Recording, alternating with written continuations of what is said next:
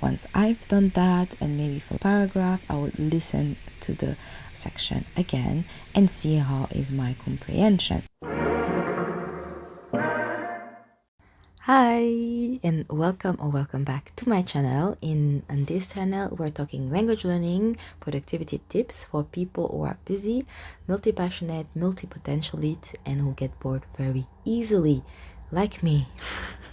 So in this video I would like to share some tips on how I am learning Korean, and specifically this video is about using podcast script and how I am using those. I will show you how I'm using the podcast and the script together to really improve. There is different method, but this is the method that I use, and I think it really helps me a lot.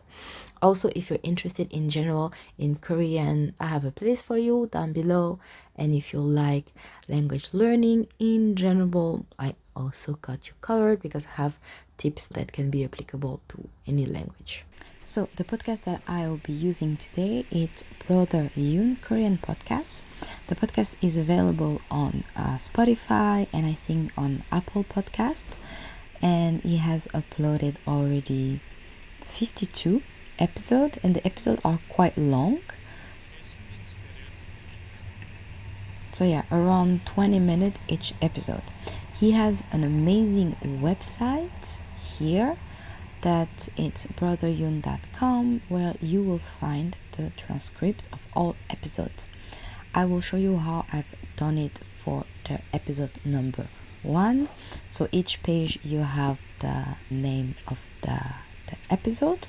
So 한국의 겨울과 겨울 간식, and then down you will have again the podcast. So either you can directly check it out from here and have the podcast down, but often what I will do is that I will be listening to the podcast when I am traveling, trying to go to work or something like that. So I like to have a Google Doc. So what I've done is that I copy paste on the Google Doc the transcript, and I would, on the first time, I will listen to the full podcast without stopping, just to have a broad idea of what it is.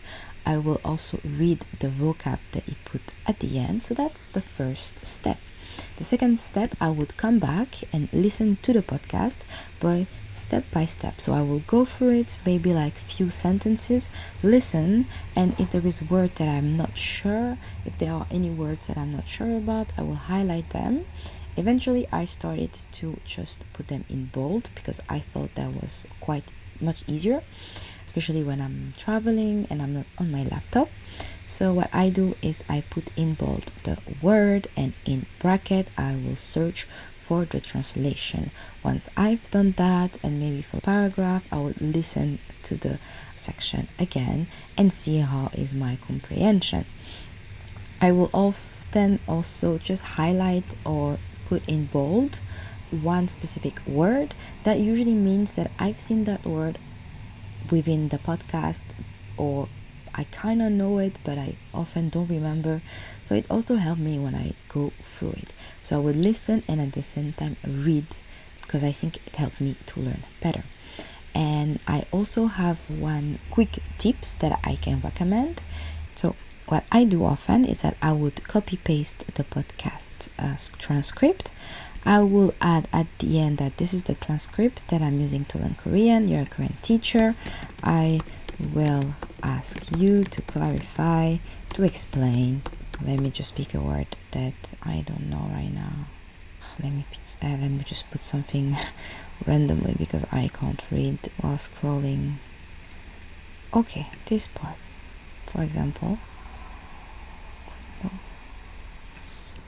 So first I will send it and it would confirm okay, and this part, for example, is something I don't understand.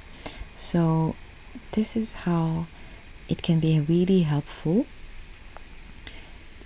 because it will have the context of the full podcast transcript, and it can help putting together the different words. Obviously you have to always double check, but it's a really good basis instead of looking on a Naver or on individual websites, sometimes it's great to specifically target this part, and you have the context because you have the transcript. So Brother Yoon has all of his podcasts transcripted. I really recommend you to give him like a 5-star if you really like the podcast. I really enjoyed it, and actually I should do more of it. But yeah, this is the overview on how I'm working with this specific podcast.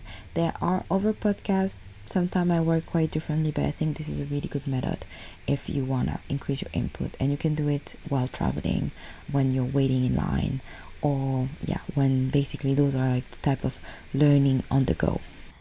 So I hope the video was really helpful, and then maybe you also find a new podcast to listen to. I would like to share as well that I have made a video on how you can use subtitle and a tool that help you generate subtitle and color them. This is for Korean, but in general for other languages as well. It's not only for Korean. And also I have other language learning tips and for Korean, so you can just check the list and check the playlist, and you will probably find something interesting over there.